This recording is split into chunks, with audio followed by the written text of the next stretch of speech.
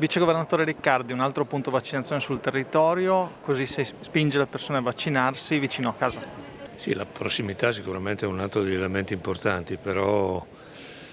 ovviamente può essere organizzata nella misura in cui strutture di questo genere abbiano una domanda di alcune centinaia di vaccinazioni al giorno, perché altrimenti la macchina che bisogna mettere in moto con i professionisti che devono poi seguire tutta la vaccinazione è molto complessa. Qui lavoreremo circa 550-600 vaccinazioni al giorno, quindi è una dimensione che lo consente. Poi bisogna naturalmente adesso vedere l'effetto di questa adesione che sta un po' rallentando.